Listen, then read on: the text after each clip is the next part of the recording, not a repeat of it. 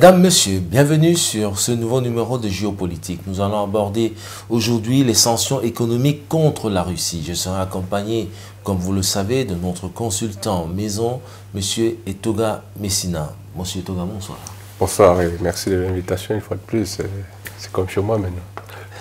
Une série de sanctions économiques mises en place à partir de 2014 par les États-Unis, l'Union européenne, et les institutions et pays occidentaux et mondiaux. Suite à la crise ukrainienne, est-ce que le package des sanctions ont réellement atteint les objectifs? Ça dépend du point de vue et de l'angle qu'on va situer la réponse. Et prendre par exemple un personnage pour montrer que les décisions ont eu des objectifs atteints. Si on se met au niveau de l'Union européenne ou de l'Occident, on va estimer que oui, les sanctions ont porté leurs fruits. Au niveau de la Russie, on va mitiger cela en termes d'impact que cet embargo, puisque s'il s'agissait de cela en 2014, quand l'Union européenne énonçait les différentes sanctions sur le domaine agricole russe. Et donc, comment est-ce que la Russie a géré cet embargo-là montre qu'elle a su tenir du bon doigt et elle a su mettre en place quelques éléments permettant à ce que son économie ne flanche pas et qu'elle soit toujours debout et mène même aussi une activité au-delà de ses frontières, telles qu'en Syrie et dans le Donbass. Donc, les sanctions énoncées ont porté cet influence en fonction du regard qu'on peut porter sur l'ensemble des sanctions portées au niveau de la Russie. C'est un peu ce que je peux dire sur la question. Justement, la Russie a mis en place des contre-sanctions, notamment un embargo alimentaire en 2015. Les exportations de la France sont passées de 386 millions de dollars à 23,3 millions de dollars. L'euro paye-t-elle finalement le prix au même titre que la Russie? Est-ce que la Russie a payé le prix au même titre que l'euro, puisqu'elle est perdante au finish? Non, non. Ici, il faut mettre en lumière le côté patriotique des Russes qui, au regard des sanctions qui ont été portées sur leur pays, ils ont mené une politique qui les a poussés tout simplement à jouer à ce qu'on appelle en langage technique le protectionnisme. Ils se sont recroquevillés sur eux-mêmes, protéger leur économie en développant des matières qui sont nécessaires ou bien indispensables, j'ai envie de dire, pour leur épanouissement ou bien alors pour leur bien-être. On parle de l'agriculture. C'est en 2014, suite aux sanctions, que la Russie s'est mise à développer tout un pan de l'économie, sur les céréales, par exemple, au blé. C'est là où elle développe toute son économie, bien qu'ils aient pensé cela avec l'avènement de Poutine au pouvoir dans les années 2000. Mais cela prend une ampleur après les sanctions de l'Union européenne parce que la Russie importait beaucoup de ces éléments-là. Avec les sanctions maintenant, elle se recroqueville sur elle-même.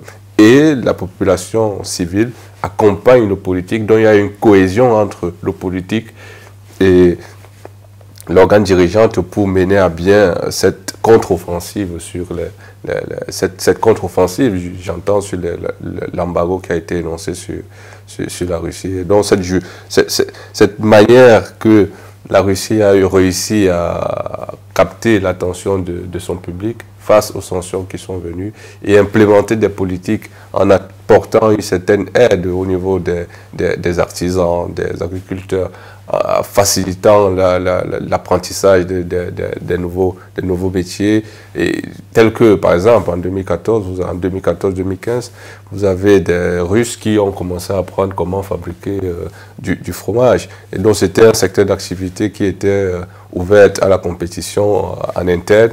Et travers cela, vous avez des produits occidentaux qui sortaient du marché européen.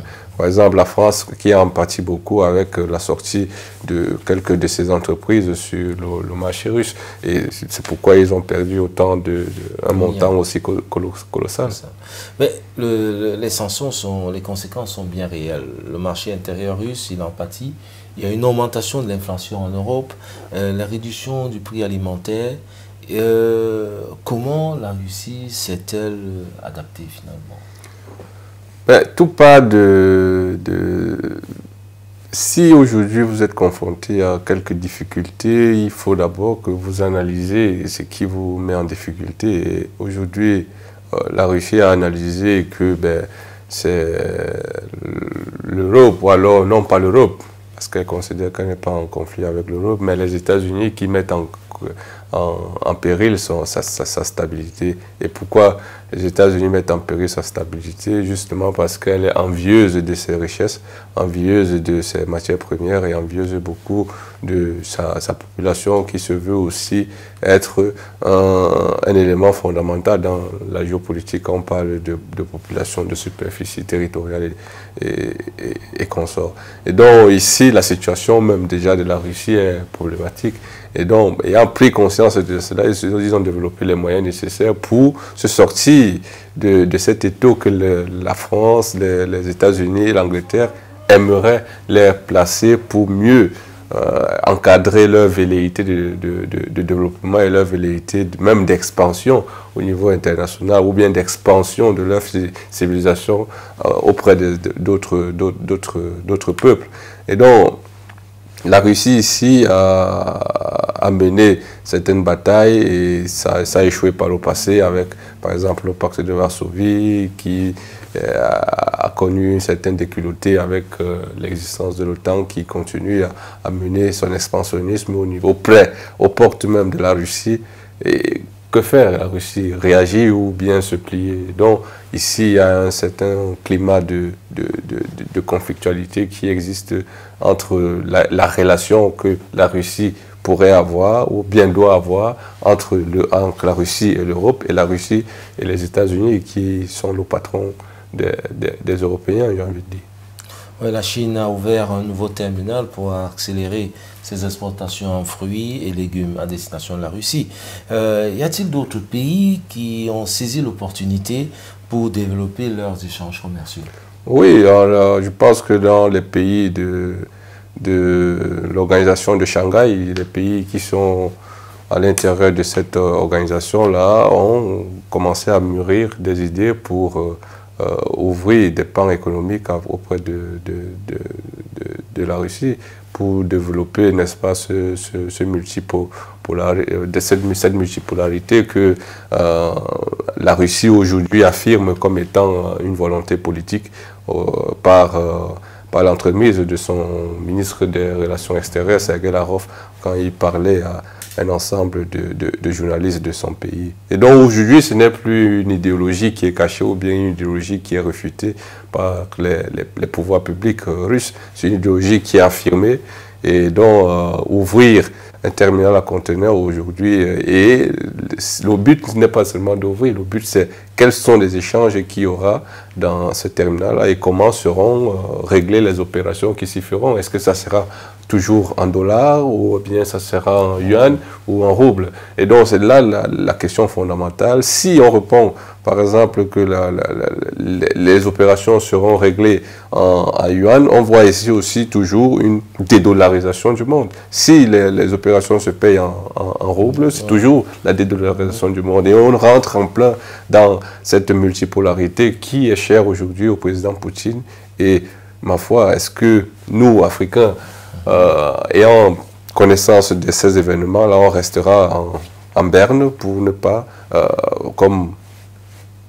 participer à cette accélération de la multipolarité.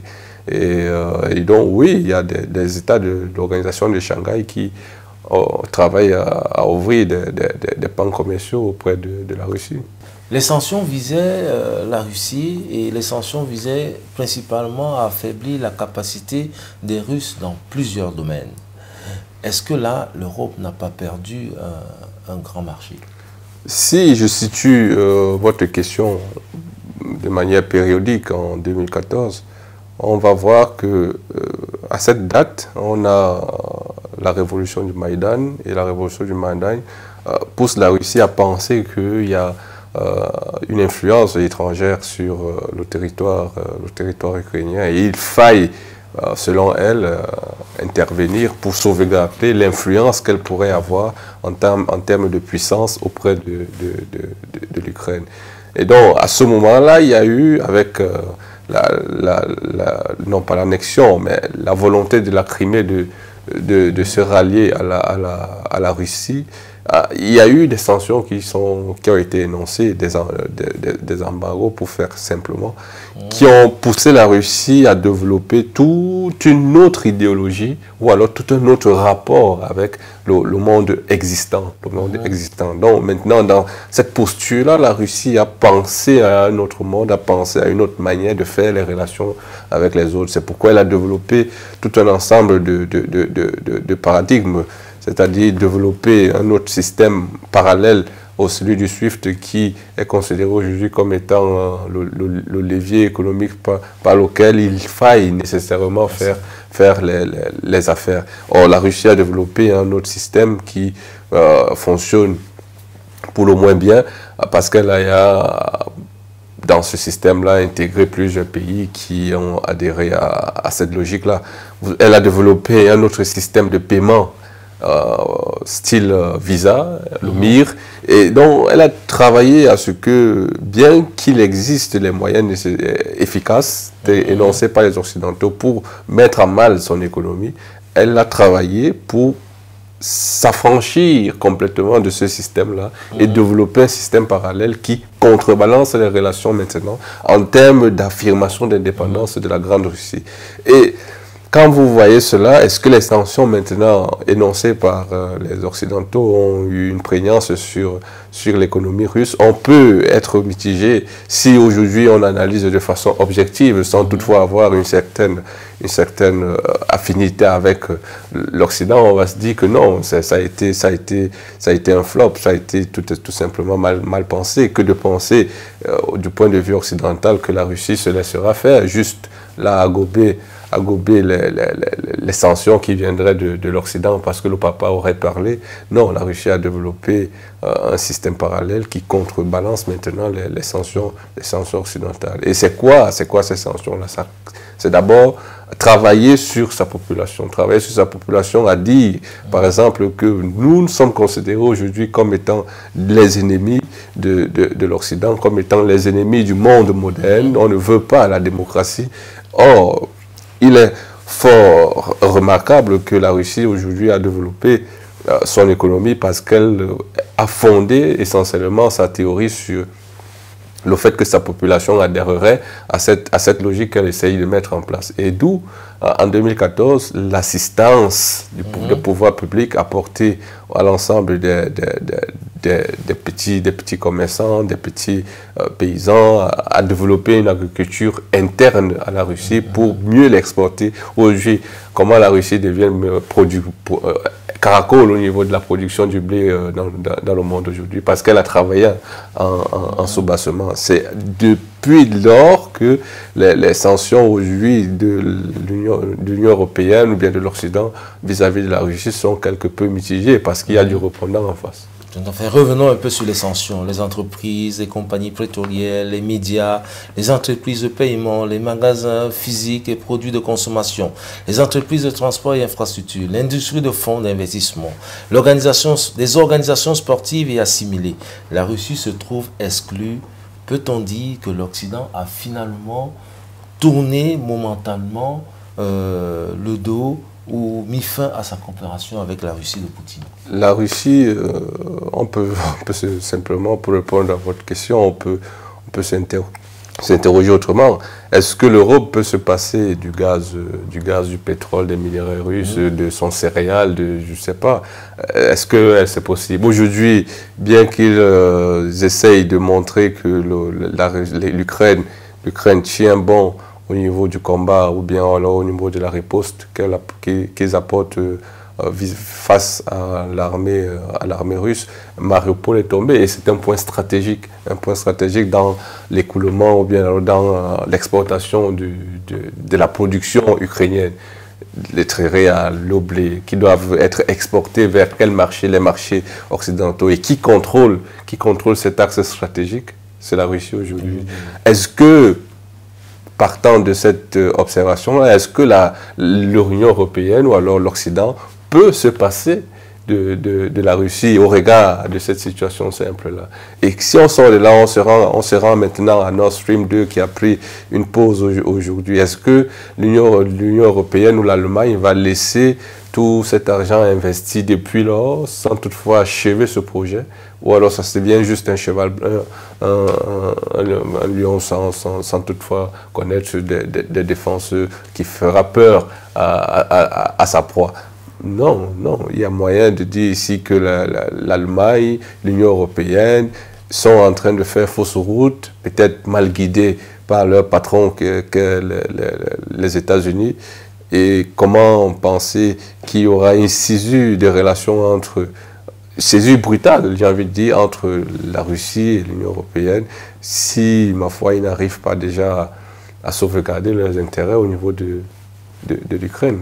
La Russie est en train de prendre tous les points stratégiques qui met mal leur bon vouloir au niveau de leur plan stratégique et de leur plan militaire. L'Europe pourrait se retourner vers le gaz africain. Là, une fois de plus, si l'Europe se retourne vers le gaz africain, je prends maintenant l'exemple de l'Espagne. L'Espagne, aujourd'hui, là on va parler en termes de dépendance et d'indépendance. Si aujourd'hui l'Europe essaye de se départir du gaz russe, du pétrole russe, du charbon russe, c'est parce qu'ils estiment qu'ils sont hyper dépendants de ces minéraux-là. Ils sont tellement vulnérables parce qu'ils se sentent dépendants de la Russie. Et pour gagner en indépendance, ils essayent de trouver des parallèles.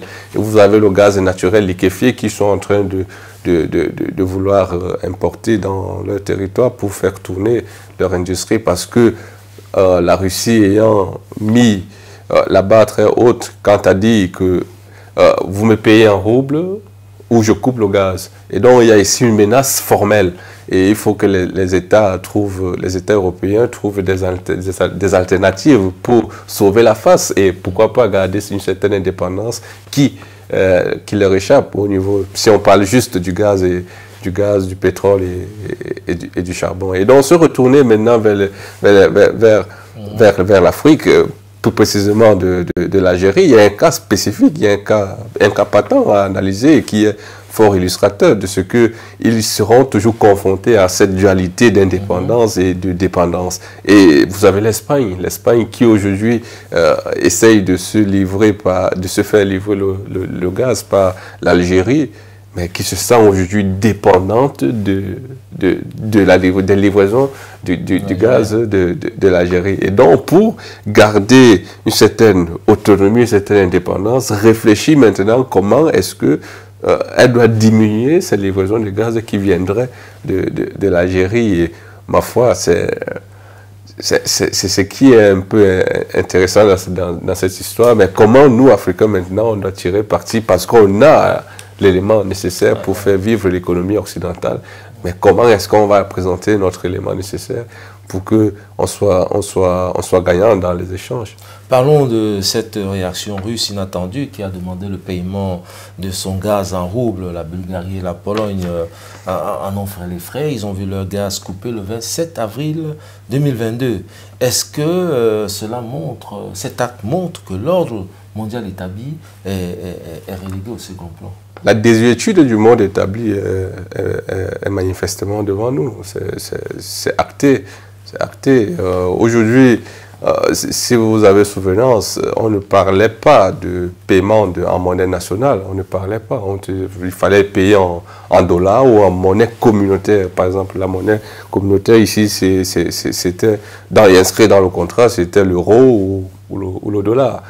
Maintenant, la Russie qui sort le jeu fatidique de dire que ma monnaie est au-dessus de vos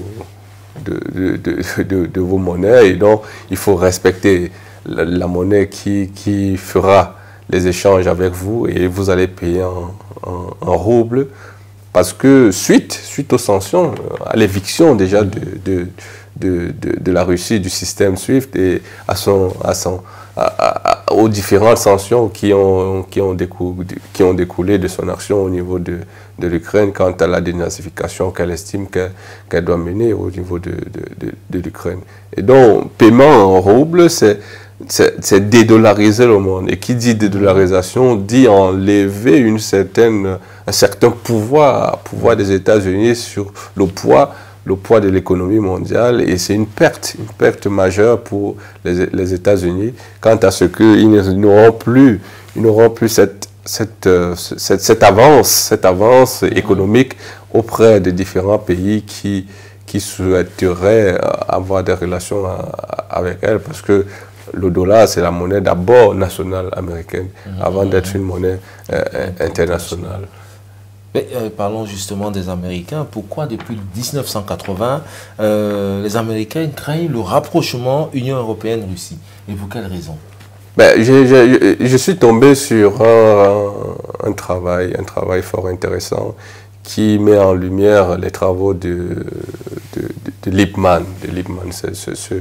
Ce stratège américain. Et on est là dans les années 43, la Première Guerre mondiale et ce qui s'ensuit.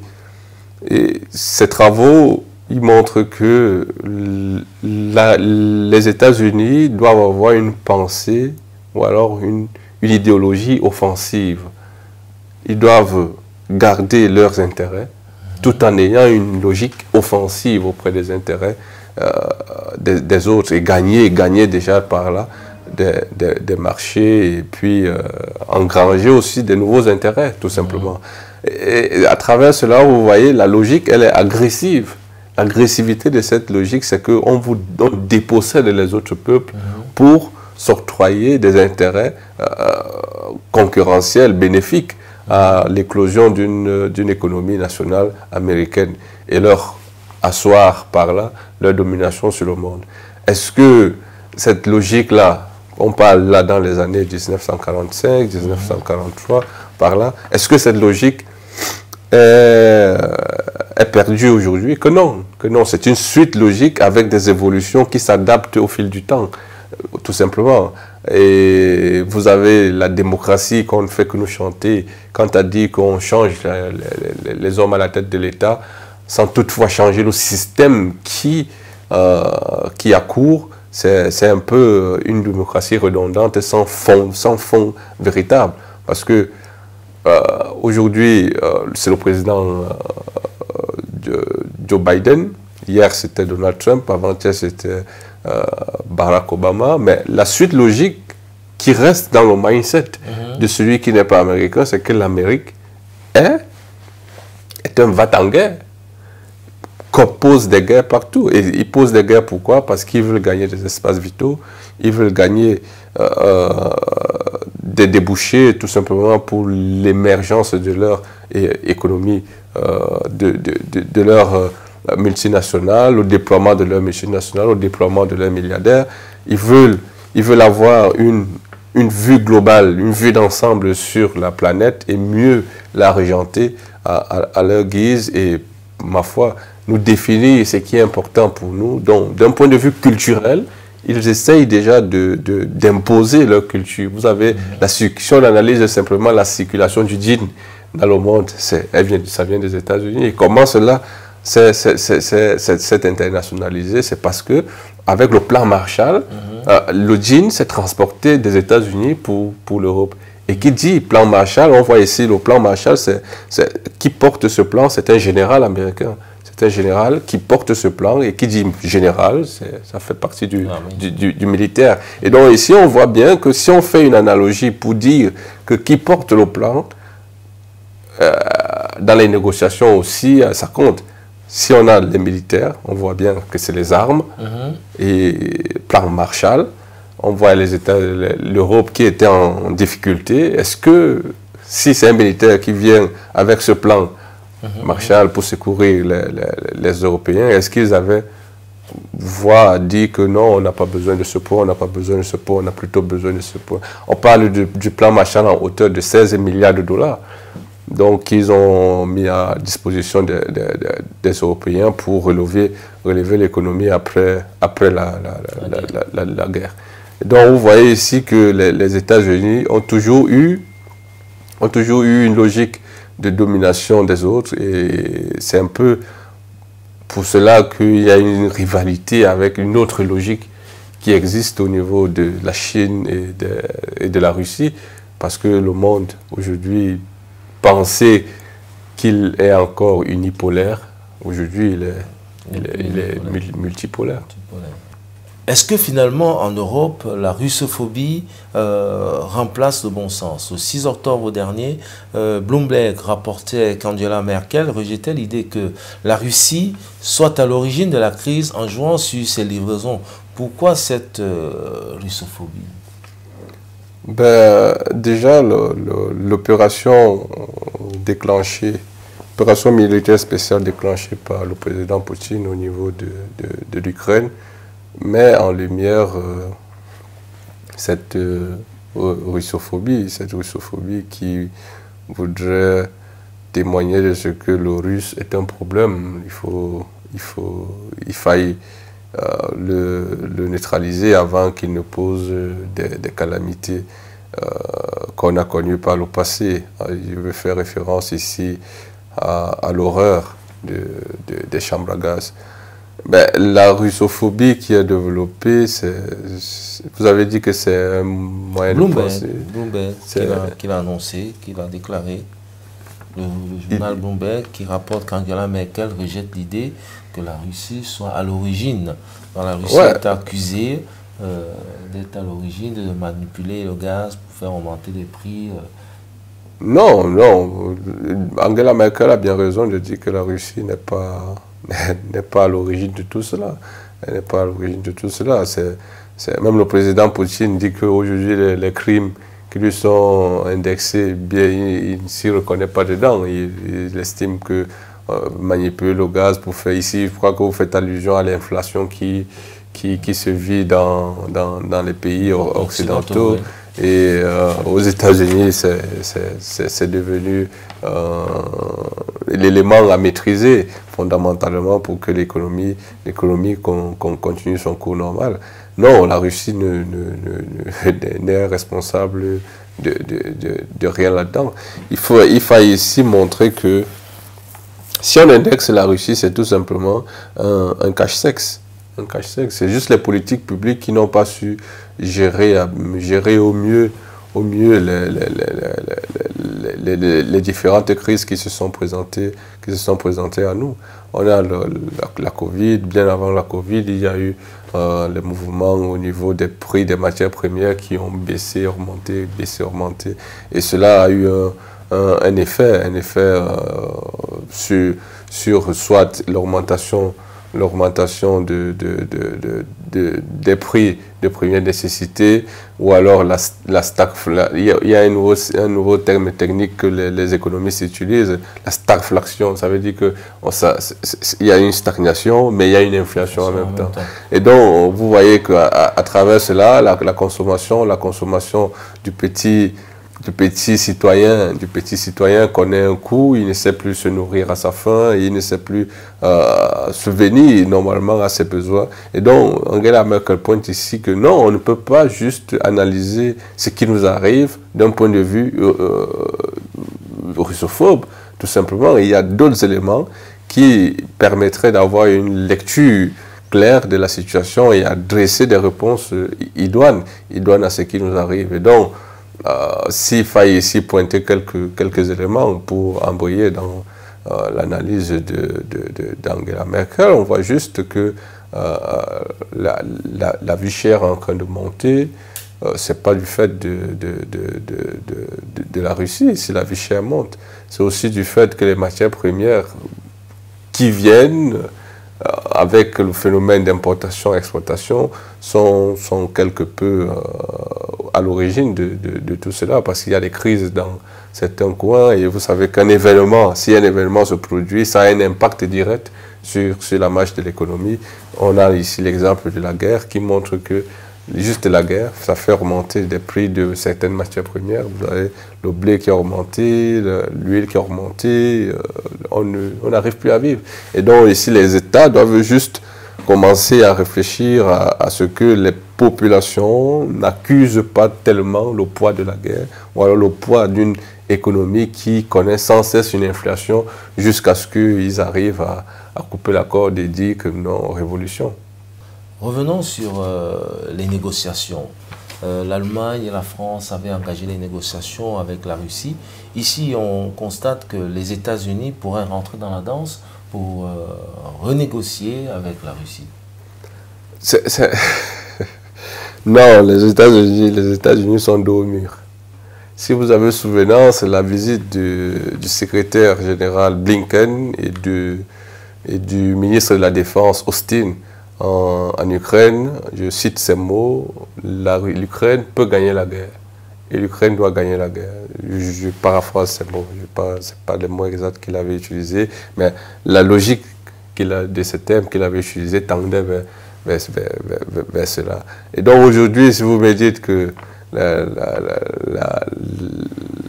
les États-Unis et la Russie sont en pourparlers, pourraient être en pourparlers. Non, ils le sont. Ils sont en pourparlers. Les généraux des différents pays ont déjà échangé. Ils sont en pourparlers. C'est pour montrer que ici l'arme a changé d'épaule. Celui qui se sentait très fort, très costaud, est en train de vouloir montrer, est en train de se rendre compte que non, il y a garçon en face, comme on dit en Côte d'Ivoire. Il faille ici essayer de discuter, limiter les casses et reconnaître que la Russie peut-être est un pays avec qui il faut faire, parce qu'ils ont des ogives nucléaires qui peuvent déployer à tout bout du champ. Vous avez encore ici un élément qui montre qu'il y a une négociation, c'est l'entrée de la Finlande et de la Suède auprès de l'OTAN, qui n'est pas avalisée jusqu'ici par la Russie, non pas par la Russie, mais par les États-Unis, pour la simple raison qu'ils veulent s'écarter, parce qu'il y a les négociations en cours, ils ne veulent pas se prononcer, ils n'ont encore rien dit par rapport à ça, juste dit c'est la liberté de chaque État à intégrer les organisations qu'il désire. Et donc, vous voyez ici, il joue la prudence. Il joue la prudence pour ne pas se lancer dans un lyrisme guerrier comme par le passé avec les différents responsables politiques. Et donc, ouais, il y a des pourparlers entre l'Allemagne et la Russie, entre la France, l'Allemagne et la Russie. Ouais, ça pourrait donner. Mais aujourd'hui, l'Union européenne connaît aussi quelques soubresauts. Il n'y a plus une entente mutuelle ou bien une entente consensuelle quant à ce que l'embargo même qu'on veut mettre sur la Russie connaît quelques couacs. Vous avez un pays, je ne sais pas si c'est la Bulgarie, qui est en train de dire non, qu'on ne met pas l'embargo sur le pétrole parce que ce pétrole-là est indispensable pour la marche de son pays. Et donc vous avez tout ça qui coince parce que les calculs qui ont été définis ne vont pas dans le sens de la volonté générale. Il y a toujours un grain de sable dans la soupe qui fait pencher l'avantage auprès de la Russie. Et donc la négociation aujourd'hui a l'avantage de la Russie, qui aujourd'hui a aussi affiné sa stratégie de communication pour aller en prudence, non pas à tambour battant pour dire que la guerre, ça sera... Bien que c'est les Occidentaux qui ont voulu faire dire à la Russie que la guerre, ça sera une guerre de 3 jours. On vient, on massacre, on part. C'est pas la Russie qui l'a dit, ce sont les médias occidentaux. Et donc, il y a certaine aussi une prudence avec la sortie du président Poutine quant à ce que la Finlande et la Suède veulent intégrer l'Ukraine, développer des bases militaires sur le corridor afin de se protéger. Et donc, sur toute la ligne, on voit que la Russie essaye de se protéger de quelque chose. Et donc, elle se sent attaquée. Et donc, il y a négociation. La Russie, on va voir ce que ça va donner. Est-ce que la France et l'Allemagne ne sont pas les fers de lance pour pouvoir permettre à l'Europe, à l'Union européenne et l'Europe de sortir de cette impasse? Non, les deux n'ont pas les mêmes objectifs. Je vais encore faire référence ici au document que j'ai lu qui parle de l'IPON et de même la création de l'OTAN. Quel est l'objectif de l'OTAN? C'est de sauvegarder les intérêts américains. Et donc maintenant, est-ce que la France et l'Allemagne vont continuer à sauvegarder les intérêts américains sans toutefois considérer les intérêts de leur propre pays? On voit ici qu'il y a, et c'est pour illustrer cela, vous avez la décision de Donald Trump de mettre fin à la construction de Nord Stream 2. Il y est arrivé et on connaît aujourd'hui ce que ça donne. Et il semble, certains analystes disent que la véritable guerre en Ukraine, c'est l'arrêt définitif de la construction de ce Nord Stream 2 qui doit lier la Russie et l'Europe. Et donc, les Américains ne veulent pas cette union-là parce que ça va créer une certaine dépendance et un certain horizon pour les États de l'OTAN.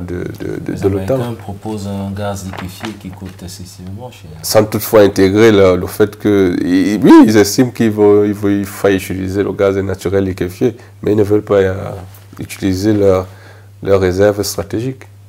Et donc, ils estiment que, par exemple, c'est pourquoi ils mettent la pression à l'Algérie, à l'Iran, à l'Arabie Saoudite, de booster la production pour que ce gaz-là soit au service de leurs alliés, sans toutefois que eux, les États-Unis, ne mettent la main sur leurs réserves stratégiques.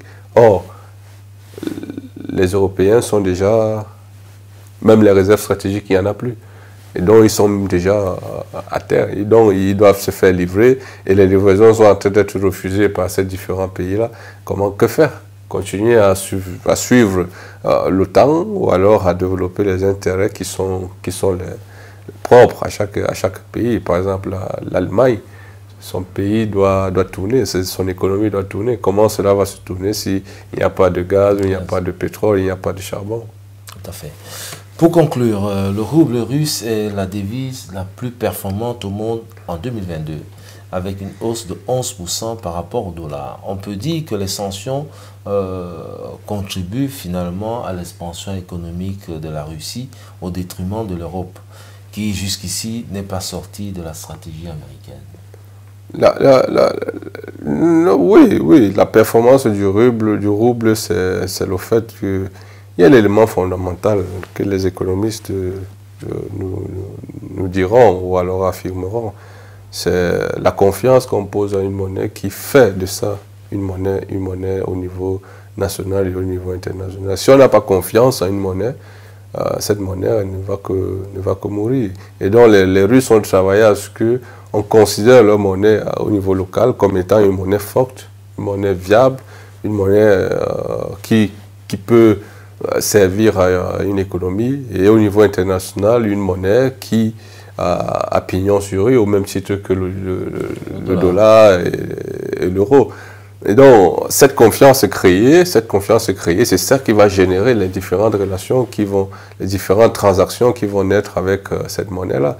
Comment imposer maintenant une monnaie? Je crois que c'est là d'où on arrive à votre question. Comment la Russie est arrivée à imposer sa monnaie au niveau international? Juste utiliser l'opportunité qui lui a été offerte. Dès que les États-Unis sortent la Russie du système SWIFT, qu'est-ce qu'il reste à faire? Crever ou bien créer son propre système, lancer sa propre monnaie dans la bataille et la concurrence monétaire. Et ce qui a été fait. Et maintenant, quel est l'élément qui a permis à ce que sa monnaie soit stable, soit aussi bien rankée au niveau international, à 11%. De mon point de vue, il y a deux éléments. C'est que d'abord la population a soutenu cela, a soutenu cette monnaie-là. Elle a cru en la monnaie-là, elle a eu confiance. Et l'action du président Poutine de rattacher cette monnaie alors, corrélativement à cela, enjoindre à cette décision, à cette décision-là, un fait politique un fait politique qui est important, c'est-à-dire imposer les autres pays de payer les livraisons de gaz et de pétrole en roubles. Cela booste, n'est-ce pas, la monnaie parce qu'elle devient indispensable. Ce n'est pas une nécessité. Vous payez en roubles, vous êtes livré. Vous ne payez pas en roubles, on coupe. On coupe le gaz. Et qu'est-ce qui est indispensable? C'est de payer en roubles ou alors d'être coupé en gaz? Payer en roubles. Hein, vous payez en roubles et maintenant la monnaie russe prend de l'ampleur. La monnaie, au même titre que les monnaies du dollar et de l'euro, en plus c'est rattaché à l'or, et donc il y a une dédollarisation du monde toujours, une dédollarisation, même pas seulement une dédollarisation, une refondation du système économique. Ce n'est pas une stratégie de dédollarisation mise en place par la Russie, l'Inde et la Chine? Ici, on peut faire allusion à cela parce qu'il y a certaines analyses qui disent que les événements de maintenant, ce n'est pas tant la Russie qui est visée par les États-Unis. Le grand ennemi de la Russie, des États-Unis aujourd'hui, c'est la Chine. C'est la Chine. Et c'est pourquoi la Chine aujourd'hui développe des pendants pour maintenir sa domination sur l'île de Taïwan. Et donc, vous avez bien vu là que les deux se regardent en chien de faïence parce que la Chine ne met pas trop son nez dans les affaires russes, et tant même à vouloir légitimer les actions qui sont menées, mais de façon voilée. Et aujourd'hui, la Russie demande de payer en roubles, la Chine demande de payer en yuan, l'Inde qui demande de payer en sa monnaie locale. Et si on regarde bien, tous ces pays-là sont dans l'organisation de Shanghai, la coopération de Shanghai. Et peut-être les BRICS, je ne sais pas si la Chine et l'Inde sont dans les BRICS, j'ai plus souvenance. Oui. Et donc, tous ces parallélismes-là concourent à dire qu'ils ont construit une stratégie pour amener les États-Unis dans ce couloir-là et faire rêver le monde aujourd'hui d'une dédollarisation qui est manifeste aux yeux de tous aujourd'hui. C'est un retour au bureau d'échange, alors, comme on a connu par le passé. Naturellement, mais est-ce que ça sera un retour comme dans le passé? Je pense pas. Ça va toujours aller avec le système. C'est juste la mondialisation pensée par les États-Unis qui va changer, mais les mécanismes de fonctionnement en soi vont rester pareils. Et juste que on ne va plus, l'esprit qui encadre le fonctionnement du monde actuel sera déconstruit pour instaurer un monde qui va respecter peut-être les intérêts des autres pays, tel que le président, le ministre des Affaires étrangères aujourd'hui a rappelé à la France et à l'Occident de respecter qu'ils ont une mentalité coloniale. Quand il parlait du Mali, ils ont une mentalité coloniale et donc ils doivent s'aviser à ce que quand ils parlent du Mali, ils doivent parler du Mali avec dignité, d'enlever cette mentalité coloniale quand tu as parlé au Mali, toujours en paternalisant les pays africains. Et donc vous voyez, ici il y a un discours qui sort un peu du cadre de l'ordre mondial établi qu'on vit aujourd'hui et qui intègre d'autres paramètres, c'est-à-dire le respect des souverainetés des pays qui, ma foi, aujourd'hui n'étaient pas respectés comme il se doit.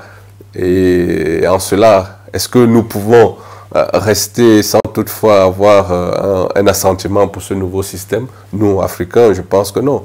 On va s'engouffrer dedans et dire qu'on a tant cherché la dignité et le respect que voici venu le moment de l'affirmer. Dans ce bouleversement monétaire, dans cette reprise du monde moderne, nouvel ordre établi, le franc CFA, qu'est-ce qui devient dans cette... Le franc CFA, aujourd'hui, vous voyez l'ensemble des institutions qui ont prégnance en Afrique viennent en soutenance avec le franc CFA. On peut l'observer avec l'intervention l'injection du Bitcoin dans les économies africaines, du moins dans la sous-région. Qui a été déclarée en passant pas légale par la BEAC au niveau de... La BEAC Et le patron de la BEAC a déclaré ces monnaies pas utiles pour les pays. Je parle ici de la Banque mondiale. Et donc, vous voyez le chemin que prennent les décisions qui montre que nos économies sont encerclées, sont sous domination de ces institutions-là. Et ma foi, que deviendra le franc CFA? C'est se demander, par exemple, est-ce que le FMI n'avait pas souvenance des mécanismes du franc CFA? Que non, ils avaient souvenance, ils ont connaissance de ces mécanismes-là, mais que font-ils? Rien du tout. On peut maintenant alors se dire que le franc CFA dépend de la volonté des populations, de la volonté des populations, à l'image des Russes, à bouter hors de leur territoire tout ce qui est avilissant et tout ce qui est réducteur pour leur dignité, pour leur épanouissement total. Et donc, si on reste là à dire que c'est l'ensemble des institutions et des technocrates qui sont allés à l'école pour penser le développement de nos espaces territoriaux, on ne va que se manger entre nous, et puis la haute bourgeoisie continuer à penser les stratégies, non pas pour nous développer, mais pour nous avilir plus. Et donc, que deviendra le franc CFA? Pour répondre simplement à votre question, c'est ce que nous déciderons si on le garde ou si on boot cette monnaie hors de nos frontières. Et la venue du Bitcoin essaye de montrer qu'on veut essayer de bousculer le franc CFA hors de nos espaces. Et donc, on doit juste tenir bon pour que les décisions venues de la Banque mondiale et du FMI embrayées par la BEAC ne doivent pas nous influencer ou bien nous faire peur quant à la décision objective que nous avons prise. Et ce qui, moi, me pousse encore à me questionner et à me demander si les institutions de Bretton Woods ont encore une importance dans le devenir ou bien la marche des économies, tout simplement, et précisément les économies africaines, et plus précisément encore les économies qui utilisent le franc CFA. C'est ici que s'achève cette émission. Mesdames, Messieurs, nous vous donnons rendez-vous pour la prochaine émission. À très bientôt.